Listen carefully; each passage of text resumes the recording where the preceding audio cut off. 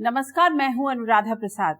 दुनिया के ज्यादातर देश एक शख्स की टुनक मिजाजी, जुनून और तौर तरीकों से परेशान हैं। इस बात का अनुमान लगाना मुश्किल है कि वो कब और क्या फैसला लेगा, कब अपने फैसलों से पलट जाएगा, किसके गलबहियां करेगा और किसे दुश्मन नंबर 1 बताने लगेगा। मैं बात कर रही हूँ अमेरिकी राष्ट्रपति डोनाल्ड ट्रंप की। दूसरी पारी में राष्ट्रपति पद की शपथ लेने के बाद उनके मुंह से सबसे अधिक निकलने वाला शब्द है टैरिफ। वो रेसिप्रोकल टैरिफ की बात करते हैं, यानी जो देश अमेरिका से जितना टैक्स वसूल करेगा उस पर भी उतना ही टैक्स लगाया जाएगा। दुनिया भर के शेयर बाजार ट्रंप के टैरिफ टैक्टिस का साइड इफेक्ट महसूस कर चुके हैं। ऐसे में सवाल उठता है कि ट्रंप अगले 4 साल तक दुनिया में और कितनी उथल पुथल मचाएंगे। आखिर वो अमेरिका को कहां ले जाना चाहते हैं? Make America great again agenda को आगे बढ़ाते हुए ट्रंप अपने मुल्क को आबाद करेंगे या बर्बाद? अमेरिका चाइना के बीच ट्रेड वॉर में ज्यादा नुकसान किसका होगा? क्या टैरिफ डिप्लोमेसी से प्रेसिडेंट ट्रंप चाइना को अलग थलग कर पाएंगे? आखिर दुनिया के ज्यादातर देश ट्रंप की बात क्यों मानेंगे? ट्रंप आंधी भारत के लिए एक मौका है या मुसीबत? आज ऐसे ही सुलगते सवालों के जवाब तलाशने की कोशिश करेंगे अपने खास कार्यक्रम ट्रंप के दिमाग में क्या है। वर्ल्ड फैक्ट्री बनाना नहीं आसान में।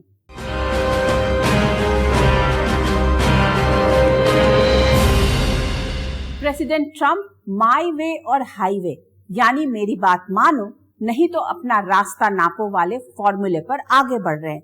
वो जिस तरह से फैसला ले रहे हैं और अपने फैसलों को पलट रहे हैं, उससे सुपर पावर अमेरिका की साख पर सबसे अधिक डेंट लगा है। दुनिया के ज्यादातर देशों के प्रमुख और तेज तर्रार कूटनीतिज्ञ जरूर ये हिसाब लगा रहे होंगे कि प्रेसिडेंट ट्रंप के फैसलों को कितनी गंभीरता से लेना चाहिए। दुनिया की जीडीपी में अमेरिका और चीन की हिस्सेदारी करीब 44% है। ऐसे में इन दोनों आर्थिक महाशक्तियों के बीच ट्रेड वॉर से पूरी दुनिया में सीधा असर पड़ना तय है, जिसका ट्रेलर दिख भी रहा है। सबसे पहले ये समझना जरूरी है कि आखिर ट्रंप को क्यों लगता है कि चीन के साथ डील में उनके अमेरिका को नुकसान हो रहा है। पिछले साल चीन और अमेरिका के बीच कारोबार हुआ करीब 585 अरब डॉलर का, जिसमें अमेरिका ने चीन से 440 अरब डॉलर का माल मंगवाया, जबकि चीन ने अमेरिका से सिर्फ 145 अरब डॉलर की खरीदारी की। मतलब चाइना ने अमेरिका को 3 गुना अधिक माल बेचा। अब ट्रंप इस तस्वीर को बदलना चाहते हैं। उनको लगता है कि चीन या दूसरे देशों से सामान मंगाने की जरूरत क्या है। चाइना की तरह अमेरिका में मैन्युफैक्चरिंग क्यों नहीं हो सकती? दरअसल ट्रंप चाहते हैं कि चीन नहीं बल्कि अमेरिका को दुनिया की फैक्ट्री के नाम से जाना जाए।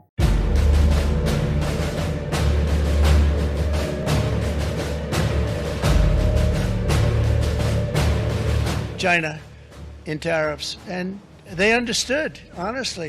President Xi understood. He said, look, I understand, and the other countries, and they all understand. अमेरिकी राष्ट्रपति ट्रंप ने अपने फैसले से एक बार फिर पूरी दुनिया को चौंकाया। चीन के 20 प्रोडक्ट्स को 145% टैरिफ के दायरे से बाहर कर दिया।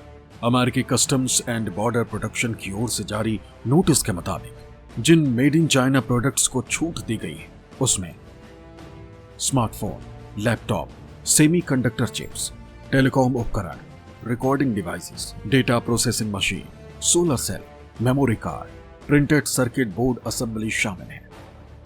ट्रंप प्रशासन में अमेरिका की टेक कंपनियों की चिंता के बाद चाइना को लेकर अपने रुख में नरमी लाने का फैसला किया। ट्रंप ने चीन से आने वाले सामानों पर 145% तक टैरिफ लगाने का ऐलान किया था। चाइना को लेकर ट्रंप की टैरिफ पॉलिसी से गैजेट्स की कीमतें 2.5 से 3 गुना तक बढ़ने का अंदेशा जताया गया था। ट्रंप के टैरिफ युद्ध का सीधा असर अमेज़न के कारोबार पर पड़ा। अमेज़न के 70% प्रोडक्ट्स चाइना से आते, इससे विक्रेताओं को भारी लागत वृद्धि का सामना करना पड़ा। अब सवाल उठता है कि अमेरिका के राष्ट्रपति डोनाल्ड ट्रंप आखिर टैरिफ टैक्टिस के जरिए क्या हासिल करना चाहते हैं। चीन पर 145% टैरिफ के पीछे उनकी असली मंशा क्या है? अर्थशास्त्री इसे अलग अलग चश्मे से देखने की कोशिश कर रहे हैं। करीब $30 ट्रिलियन जीडीपी वाले अमेरिका पर करीब $36 ट्रिलियन का कर्ज है। ऐसे में ट्रंप एक और चाइनीज प्रोडक्ट से अमेरिका की निर्भरता कम करना चाहते हैं। दूसरी ओर टैरिफ बढ़ाकर दुनिया भर की कंपनियों के लिए अमेरिका में फैक्ट्री लगाने के लिए खिड़की दरवाजे खोलने की कोशिश कर रहे हैं, जिससे अमेरिका दुनिया की फैक्ट्री बन सके। अमेरिका में सस्ते दामों पर उत्पादन करना संभव नहीं है, क्योंकि उनका जो पर कैपिटा जीडीपी है वो बहुत हाई है, तो लेबर फोर्स बहुत महंगी है वहाँ। तो ये रणनीति टैरिफ बढ़ाने से व्यापार का घाटा हटाने की या अचानक कुछ महीनों में वहाँ का उत्पादन विश्व में ज़्यादा बढ़ाकर निर्यात करने की जो सोच है, मुझे लगता है कि ये ज़मीन पर उतारना इसको संभव नहीं होगा। दुनिया के 75 से अधिक देशों पर टैरिफ 90 दिनों के लिए टालने और चाइना को कुछ प्रोडक्ट्स में राहत देने के पीछे एक बड़ी वजह अमेरिका के सरकारी बॉन्ड की बिकवाली भी मानी जा रही है। उथल पुथल की स्थिति में निवेशक भविष्य में हाई रिटर्न की उम्मीद में खरीदारी करते हैं, लेकिन अमेरिकी सरकारी बॉन्ड की खरीदारी की जगह बिक्री तेजी से बढ़ी। ऐसे में प्रेसिडेंट ट्रंप को हाई टैरिफ रेट को टालने का फैसला लेना पड़ा। ट्रंप अच्छी तरह जानते हैं कि एक सामान्य अमेरिकी को कौन से सवाल सबसे अधिक परेशान कर रहे हैं। पिछले 20-25 वर्षों में अमेरिकी कंपनियों का मुनाफा 7 गुना बढ़ा, अमेरिका पर कर्ज बोझ करीब 6 गुना बढ़ा, लेकिन सामान्य अमेरिकी की कमाई में बढ़ोतरी बहुत मामूली हुई। ऐसे में ट्रंप अमेरिका को दुनिया का सबसे बड़ा मैन्युफैक्चरिंग हब बनाकर अपने मुल्क के श्रमिकों की कमाई बढ़ाने का प्लान लेकर भी आगे बढ़ रहे हैं। वो दूसरे देशों पर अमेरिका की निर्भरता कम करना चाहते हैं। माना जा रहा है कि प्रेसिडेंट ट्रंप की टैरिफ टैक्टिस से एक और अमेरिका की कमाई बढ़ेगी, वहीं दूसरी ओर इंपोर्ट घटेगा। इससे मेड इन अमेरिका को बढ़ावा मिलेगा। मेक अमेरिका ग्रेट अगेन हर देश चाहता है, हर नेता चाहता है, पर क्या मैन्युफैक्चरिंग जो अमेरिका में नहीं है वो वापस आ सकती है? कुछ ना कुछ अवश्य वापस आ सकती है। मैं समझता हूँ कि सबसे जो सस्ते प्रोडक्ट्स हैं जिनमें वैल्यू एडिशन कम है वो वहाँ नहीं आएगा, पर रास्ता बदल सकता है कि जिस तरह अमेरिका में जितना भी मैन्युफैक्चरिंग था, जो भी था, वो कम होता चला जा रहा था, अब शायद कुछ वापस आ सकता है, पर ये एक लॉन्ग टर्म प्रोसेस होता है। अब यह भी समझना जरूरी है कि 145% इंपोर्ट ड्यूटी का क्या मतलब है। अगर चीन में बना कोई सामान अमेरिकी व्यापारी को 1 लाख रुपए में मिलता था, तो नई टैरिफ के हिसाब से 2.45 लाख रुपए में मिलता। अमेरिका में बिकने वाले आईफोन की करीब 80% यूनिट चाइना में बनती है। इसी तरह अमेरिका चाइना से लैपटॉप, बैटरी, खिलौने और टेलीकॉम उपकरण भारी मात्रा में मंगवाता है। दरअसल चाइना के दुनिया की फैक्ट्री बनने के पीछे कई वजह हैं। पहला, 1980 के दशक का आर्थिक सुधार। दूसरा, सस्ता और विशालकाय श्रम शक्ति। तीसरा, स्पेशल इकोनॉमिक जोन। चौथा, कारोबार के लिए बुनियादी ढांचे के विकास पर जोर। पांचवा, निर्यात केंद्रित नीतियां। छठा, ग्लोबल सप्लाई चेन के हिसाब से उत्पादन पर जोर। चीन ने तकनीक का बेहतर इस्तेमाल करते हुए उत्पादन बढ़ाने पर लगातार जोर दिया। पिछले 2 दशकों में अमेरिका में औसत श्रमिकों की कमाई में खास इजाफा नहीं हुआ है। आज का चीन दुनिया के हर तरह के बाजारों की जरूरतों के हिसाब से सस्ता महंगा सामान तैयार करने में एक्सपर्ट है और ग्लोबल सप्लाई चेन में सबसे दमदार भूमिका निभा रहा है। राष्ट्रपति ट्रंप ने अमेरिकियों को मेक अमेरिका ग्रेट अगेन का सपना दिखाया है। ऐसे में वो चीन की रफ्तार पर ब्रेक लगाने के लिए नए नए तरीके आजमा रहे हैं और अमेरिका को दुनिया की फैक्ट्री बनाने का सपना संजोए हुए हैं। डोनाल्ड ट्रंप को शायद अंदाजा नहीं है कि चाइना और अमेरिका में बहुत अंतर है। अमेरिका एक उदार लोकतंत्र है जहां कई तरह के नियम कायदे हैं। अमेरिका के लोग रिसर्च और इनोवेशन में तो बहुत आगे रहे हैं, पर फैक्ट्री के लिए अनुशासित और सस्ता लेबर फोर्स तैयार करने में चाइना को महारत हासिल है। यही वजह है कि जब कम्युनिस्ट चाइना ने अपनी इकोनॉमी में उदारीकरण का इंजन जोड़ा तो चीन में विदेशी कंपनियों को अपने लिए बेहतर संभावनाएं दिखी। देशी विदेशी कंपनियों ने चाइना की जमीन पर कारखाने खड़े किए तो बीजिंग में बैठे हुक्मरानों ने अपने यहाँ बनने वाले सस्ते सामानों को पूरी दुनिया में बेचने का रास्ता आसान किया। नतीजा ये रहा कि कुछ वर्षों में ही सस्ते चाइनीज प्रोडक्ट्स का दुनिया भर में डंका बजने लगा और आज भी बज रहा है। हालत ये है कि 100 अमेरिकन में से 75 के हाथों में मेड इन चाइना स्मार्टफोन दिख जाएगा। ट्रंप अमेरिका को दुनिया की फैक्ट्री बनाने का ख्वाब संजोए हुए हैं, पर शायद उन्हें ये पता नहीं कि अमेरिकी लोग चाइनीज की तुलना में अधिक आराम पसंद हैं। अमेरिकन को घंटे के हिसाब से मोटी सैलरी देनी पड़ती है। जहां चीन की आबादी 1 अरब 40 करोड़ है, वहीं अमेरिका की आबादी सिर्फ 34 करोड़ के आसपास है। ऐसे में अमेरिका को अपनी फैक्ट्रियां चलाने के लिए अधिक से अधिक वर्कफोर्स की जरूरत पड़ेगी, जिसके लिए ट्रंप को दूसरे देशों की ओर देखना ही पड़ेगा। ग्लोबल मैन्युफैक्चरिंग में चीन की हिस्सेदारी 31% से अधिक है। वहीं चीन की आबादी में हर तीसरा व्यक्ति मैन्युफैक्चरिंग यानी औद्योगिक उत्पादन से जुड़ा है। इस हिसाब से देखा जाए तो चीन की 45 करोड़ से अधिक वर्कफोर्स औद्योगिक उत्पादन में जुटी है। अमेरिका की कुल आबादी ही 35 करोड़ के आसपास है। ऐसे में अमेरिका की दुनिया की फैक्ट्री बनने की राह में सबसे बड़ी बाधा श्रम शक्ति की है। मैन पावर की तो कमी अमेरिका में रहेगी, क्योंकि वो इमिग्रेशन को भी कंट्रोल कर रहे हैं। पर बहुत जल्दी तो एक मैन्युफैक्चरिंग शिफ्ट हो नहीं सकती। ये तो महीनों का नहीं, सालों का काम है। तो शुरू में इन्फ्लेशन बढ़ेगा अमेरिका में, और फिर हो सकता है दुनिया में थोड़ा सा मंदी अवश्य आएगी। और मेरा मानना है कि साल के अंत तक फिर एक नया समीकरण अर्थशास्त्र का, आयात निर्यात का बनेगा। एक स्टडी के मुताबिक एक सामान्य चाइनीज कामगार हफ्ते में 47 घंटे से अधिक काम करता है। दूसरी ओर अमेरिकी श्रमिक हफ्ते में करीब 34 घंटे काम करते हैं। चीन ने अपने कारखानों में उत्पादन बढ़ाने के लिए श्रमिकों के लिए ओवरटाइम का कल्चर भी विकसित किया है।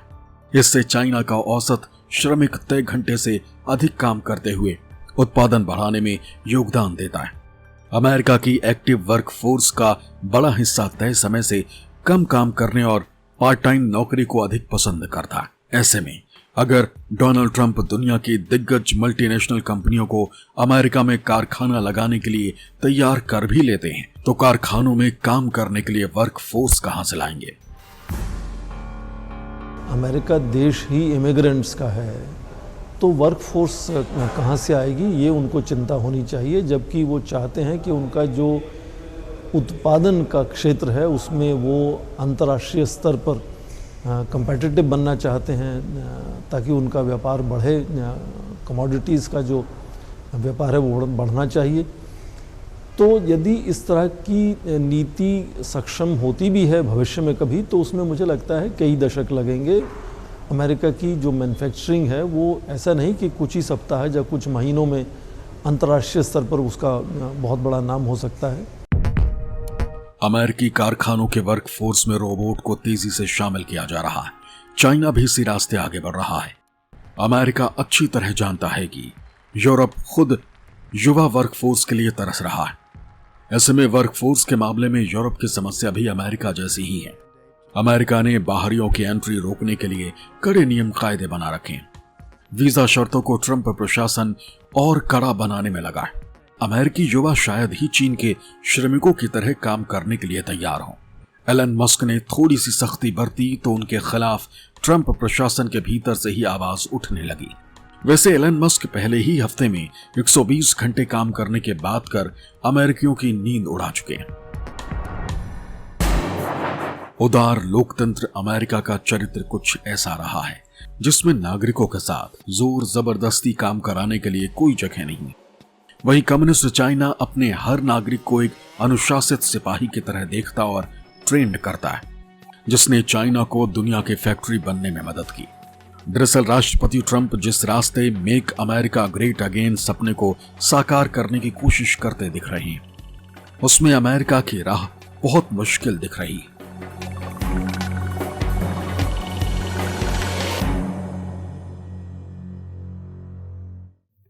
अमेरिका जिन चुनौतियों से जूझ रहा है वो किसी और की नहीं, अमेरिकी हुक्मरानों द्वारा पैदा की गई थी।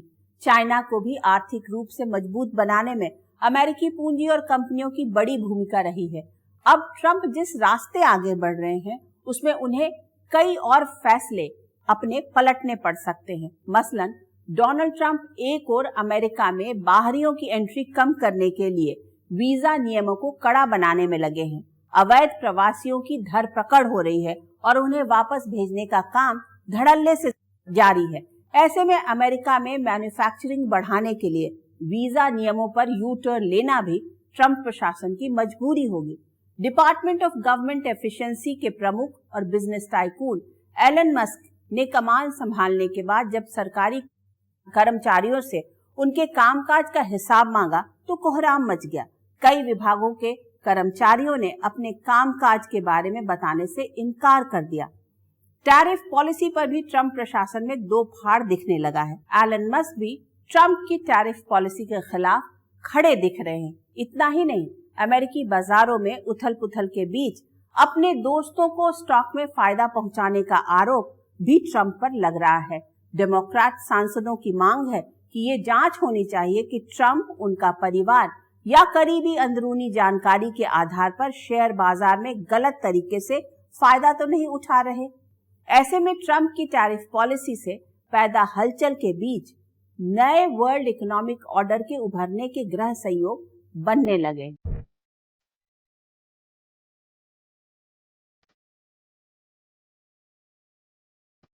I'm telling you, these countries are calling us up, kissing.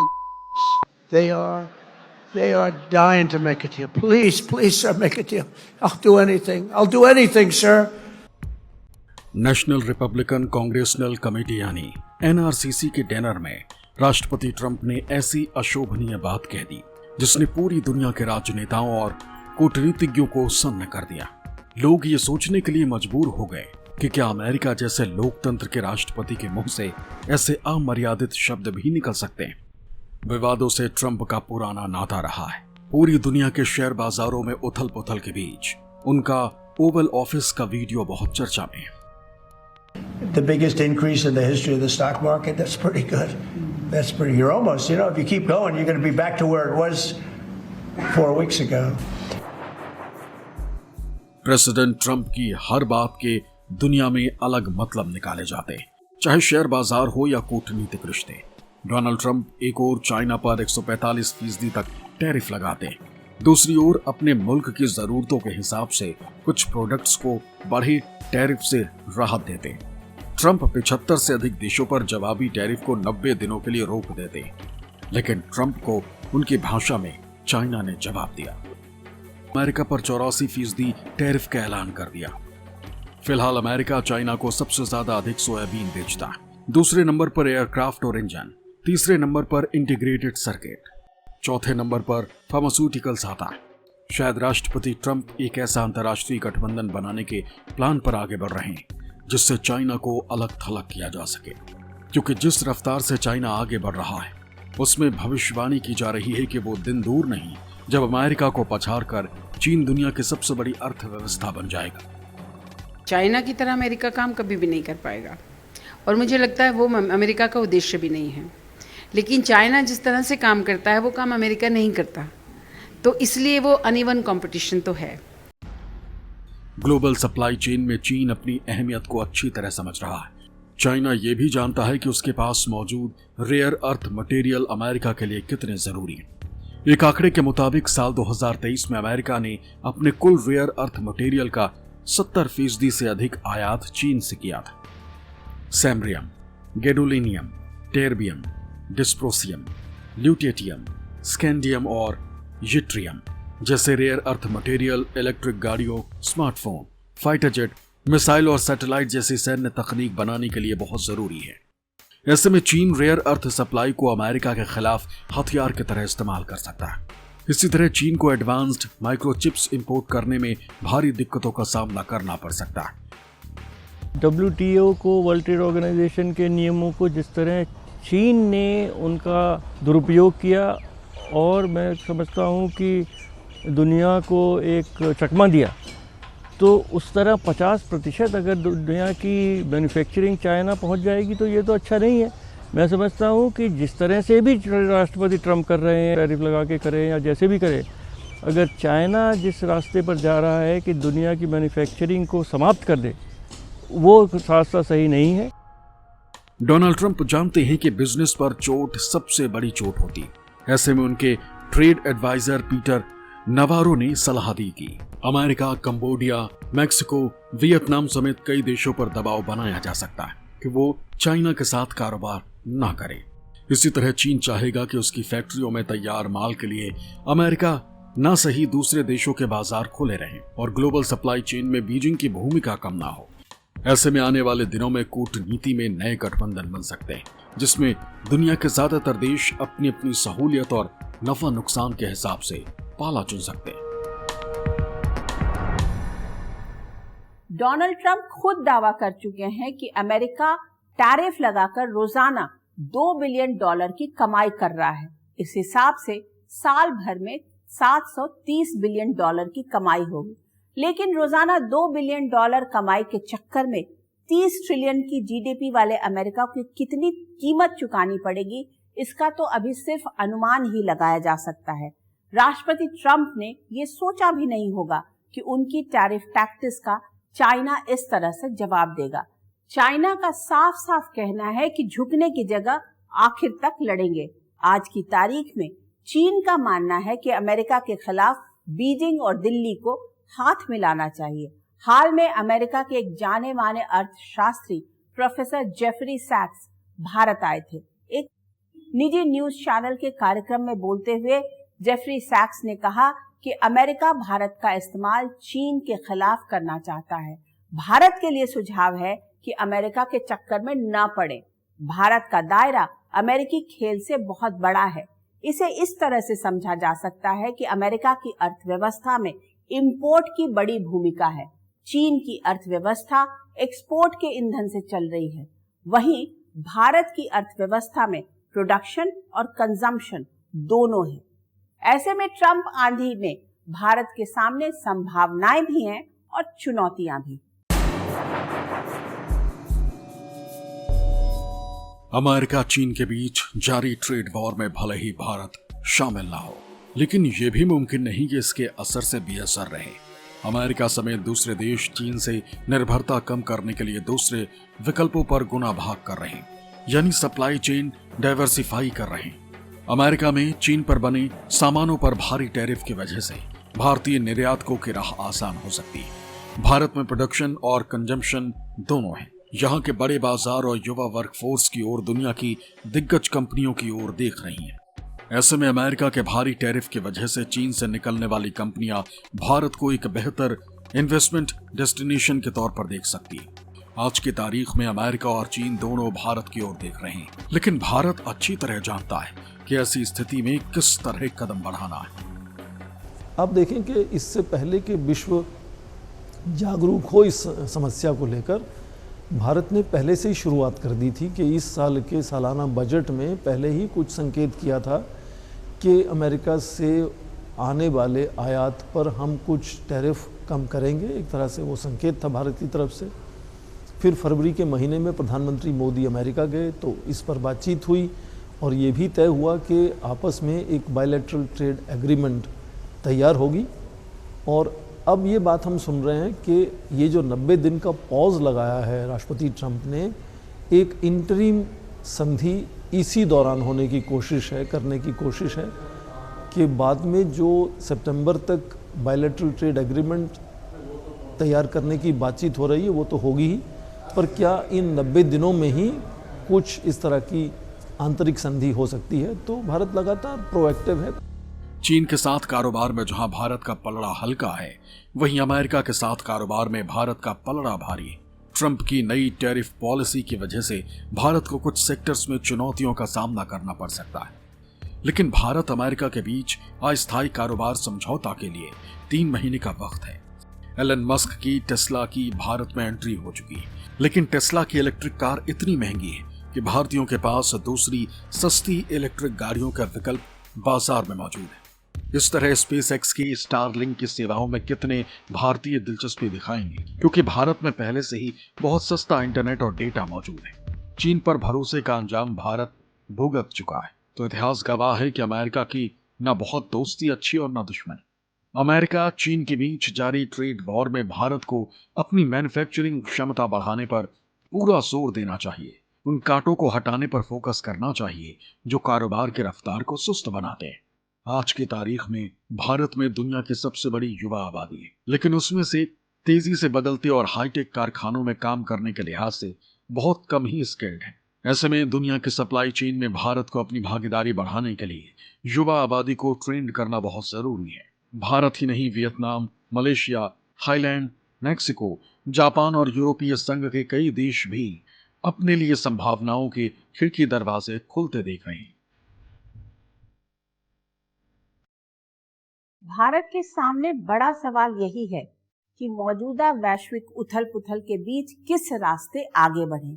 क्या अमेरिका चीन के बीच जारी ट्रेड वॉर के बीच भारत के लिए अवसरों के नए खिड़की दरवाजे खुल रहे हैं? इसे दो नजरिए से देखा जा सकता है। पहला, टैरिफ की वजह से चाइनीज सामान अमेरिका में महंगा मिलेगा।